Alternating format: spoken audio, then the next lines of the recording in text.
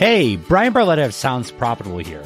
After coming back from 2 conferences in Europe, announcing our first ever event for our sponsors on the Tuesday of Podcast Movement in Dallas this year, and prepping for our first 2 public research reports with my new partner, Tom Webster, I realized that I fully exhausted our backlog of recorded podcast episodes at the worst possible time. But with the influx of new subscribers to the newsletter and podcast, I realized now was the perfect time to highlight 4 amazing episodes from this season of Sounds Profitable Ad Tech Applied that I'm positive you'll love. Oh, and if you'd like to learn more about our free and live stream research presentations in June and August, or attending our sponsored event, check out the episode description below.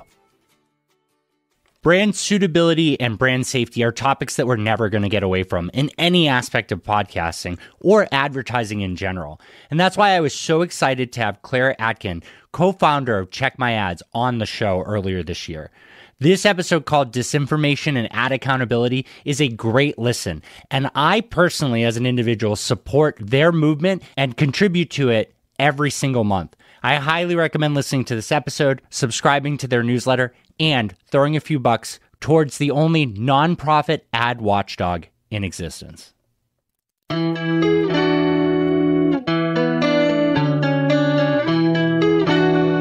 So my name is Claire Atkin, and I co-founded Check My Ads with Nandini Jammy, and we uncover the economic relationship between hate speech and disinformation and the ad exchanges that send them ads and money. I love that. Well, I want to ask a quick question on that. When you uncover that and you make it visible to everybody in the space, your goal is just to point out that it's happening, right? Like you're saying, like, this ad is on this piece of information, and then you're making it available for them to decide what they do next, right?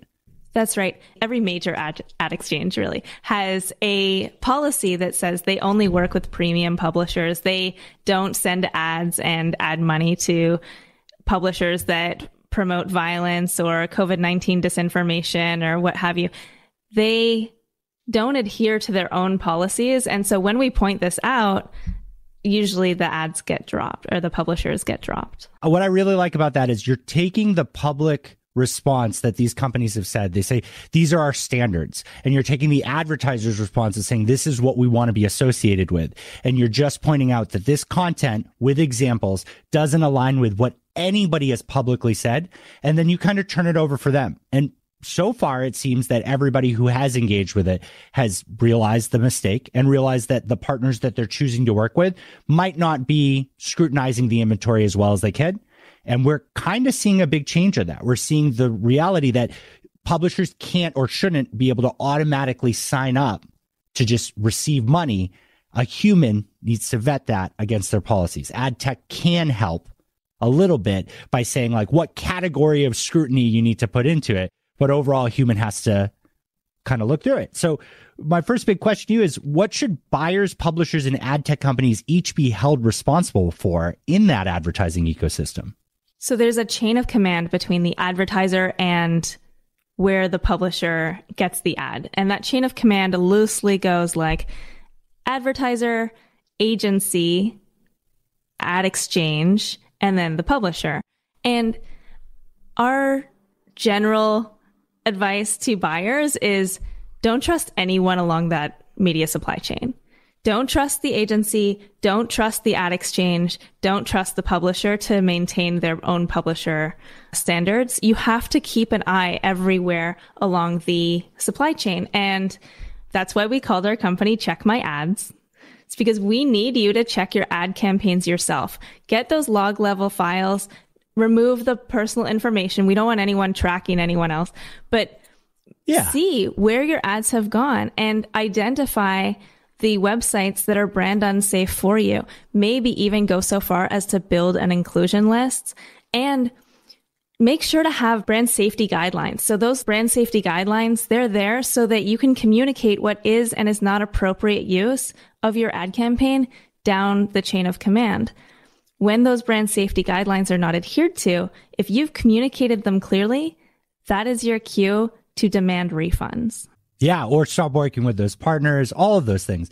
What you're saying when you say don't trust them is you're saying you need to audit it yourself. You should be working with partners that provide you the transparency and the ability to double check or check your ads where they're placed appropriately. Those partners can help facilitate it. An agency can get you spend across way more than you might be able to do internally. An ad exchange might be able to get you at a price you want or at targeting you want. That's all fine. But what you're saying is you can't just trust these people in the sense of like handshake, they're going to do what's in your best interest because you're one of many clients for them. And there's no reason why you shouldn't have visibility into it. This belief that if you know exactly where they're buying, you'll just go circumvent them and spend directly. That fear isn't real because they could have done that from the start by just not working with you and going to find those publishers through basic research that's probably cheaper. So this is about visibility and holding people to standards and holding them accountable for when you spend money with them. I love that. Exactly. And so what can agencies do? Well, agencies in their turn, they don't want their clients to be upset. So how can they make sure that their clients' ads are not funding hate speech and disinformation at a time when we are in a disinformation crisis? So the first thing that I tell agencies is you have to understand that disinformation works in networks. This is not a page by page decision. This is not a website by website decision. You have to make network by network decisions. That is to say, if Charlie Kirk is on charliekirk.com and humanevents.com, you can't just take off charliekirk.com. You also have to look at where else he writes, where else he is prominent, what other companies, publishers that he owns. So the first thing is to get a brand safety specialist on board who understands disinformation, because it's not super easy. I understand that. But there are some key pieces of knowledge that they must have so that you can not only speak to your client, but also get the job done appropriately. And then the second thing is maybe start to move clients away from real-time bidding because the system is not working very well in this particular way. And that's an opportunity to be creative again. I think it's part of a larger conversation to have, sort of bigger picture, but it's an exciting one. It's a creative one, and it's what agencies were meant to do. Yeah, I think that we've been lazy as an advertising industry, relying on technology to just do as much as possible so that we can move on to the next task. And we're not even monitoring the equipment anymore. That's part of the problem. And when you say real-time bidding, I think what you mean, and you can correct me if I'm wrong, is you mean open marketplace, right? Programmatic is a neat workflow to make sure that you're buying exactly what you want if you do direct deals and private marketplaces. But the open marketplace means anybody who signs up to that vendor that you're buying from is eligible to get your dollars if that vendor says that everything works. And that is just proving to not have as much value. That's why you're saying have an allow list from the start and say, these are the places I want to be, and continue expanding it instead of reactionarily removing things from a big open place where you're never going to catch. That's right. I think direct sales are still the most pragmatic way forward if you want to support journalism and if you want to stay away from things that are not going to help the ROI of your campaign. And you asked, what can ad tech do as well? And that's a really simple one for me. Like, ad tech should stop working with white nationalists. Ad tech needs to start to draw the line. How do they draw the line? Well, they've already started. Have clear publisher policies.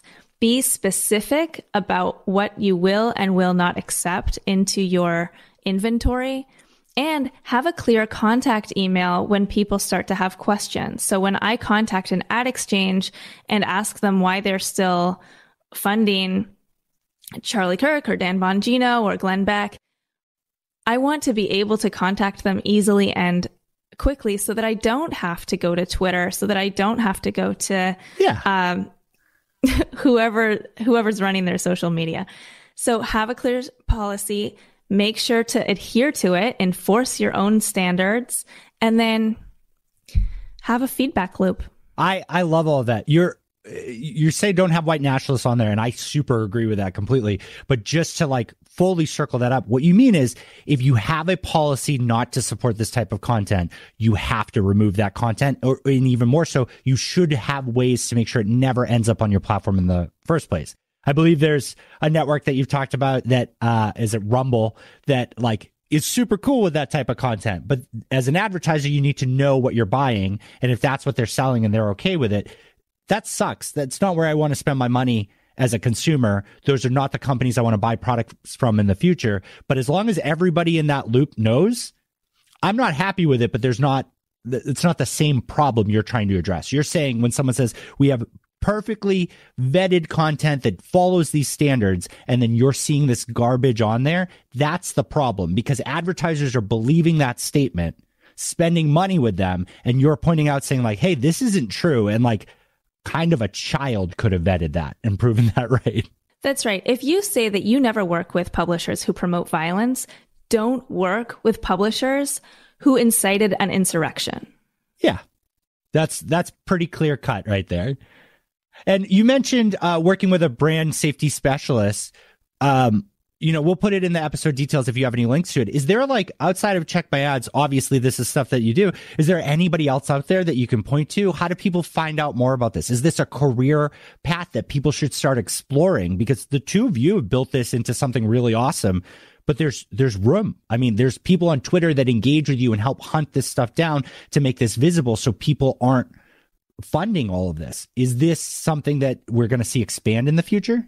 Yes, we will be expanding into training and education simply because we are desperate to welcome as many people as will come into the tent where we understand how to draw a line. So the very first thing that I would suggest is to sign up for Branded, which is our newsletter. Fantastic. It's at checkmyads.org/branded. And that's the place where we have these discussions. We're putting out more and more information as time goes on. We are right now hiring in research, in editorial. We are going to be increasing the amount of content that we put out, not for content's sake, but because there are so many stories to tell and so many ways to understand how disinformation is still being funded by the ad tech system. Our mission is to defund disinformation entirely from this system, and we're going to need everyone on board. I love that. It's so cool because I think that the three of us have a similar experience, that we were in all these roles where we saw these things and we pointed them out and everyone's just like, just kick it down the line, right? Like you can't fix it. It's big machine. That's how the industry works. And it feels like in the last few years, a bunch of us said, no, we need to talk about this. Maybe everybody's going to ignore it, or a bunch of people are, but enough people will hear about it that they'll want to join fixing these spaces because there's value in them, right? We still need, companies need to be able to advertise to grow as a business. Small businesses, especially in these things, they're the ones hurt incredibly by this because they don't have the power to fight against this stuff. So it's really cool to see not only that the work that you've done, but that you're working to educate people, right? As a nonprofit, you want as many people with this mindset, with this skill set out there changing the ecosystem for the better. And I really applaud that. It's very cool to see. Thanks. We want more people to be able to draw the line.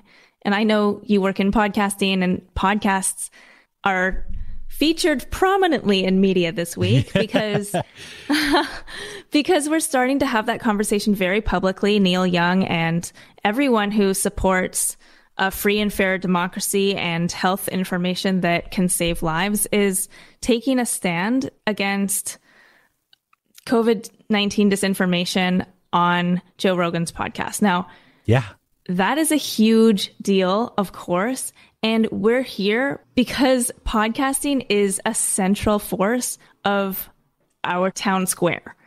It is a place where we are having cultural communication, cultural conversations about important topics. And it feels intimate and it feels trustworthy. And if you're advertising on podcasts where information is being shared that is going to lead to harm, to violence, and to discrimination, that is bad. Yeah, no, I agree with you.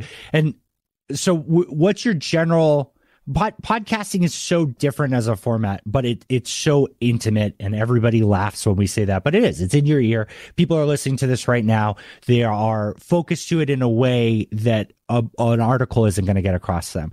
So podcasting has tons of problems, the same way blogging does, the same way the ad tech space does. What's like your one thing that you would tell the podcasting industry to prioritize to get ahead of this so that they're not seeing as many of the issues as we're seeing in the rest of the disinformation space? I want to give you like the technical details of what I think we need to do. But honestly, I mean, you know, Brian, that podcasting is led by people who are generally white, people who are generally men. And what we need for the entire podcast industry to do is to take a stand and say, no, we will not flirt with white nationalism. We will not flirt with misinformation, disinformation for the purpose of discourse, for the purpose of having a debate. We are sick of hearing that it's worth platforming people who want to hurt minorities, who want to spread chaos for the sake of the conversation. That is a bad faith understanding of what we need right now. While anti-democratic forces are rising, the podcasting world has to take a stand. I agree with you on that. And if it was all for the debate, for all the discourse, then those would be ad-free feeds. Right? Like in that situation, if they were like, that's the problem. These people have keyed onto something that monetizes well. The ads that these people sell, even host read, work very well. And that shows that this is not necessarily what they believe. It's a business. And that business is dangerous and harmful to not just the country, but to the world. And podcasting has a real opportunity to get ahead of it. So I thank you so much for your time on this. I really hope that everybody in the podcast world subscribes to Branded, donates to check my ads. Sounds Profitable absolutely does donate to check my ads. I'm such a big supporter of it. And I really am going to make it a priority to make sure that more people in the podcast space know about you two and all of the things you do, because this is not specific to any one media format. But podcasting has the opportunity to get ahead of it and make real change quickly, because there is a lot of problems in podcasting with this type of content. Thank you so much for joining. Thanks, Brian. Thank you for listening to this conversation. For the full original episode, which includes my conversation with my co-host, Ariel Nissenblatt, please check out the whole episode in the episode details. Sounds Profitable Ad Tech Applied will be on break until mid-July, but we're really excited to bring you a whole slew of new content and guests. In the meantime, check out The Download, our Thursday podcast that covers everything you need to know about the business of podcasting and why it should matter to you in 10 minutes or less. And if you haven't already, please subscribe to the Sounds Profitable newsletter at soundsprofitable.com.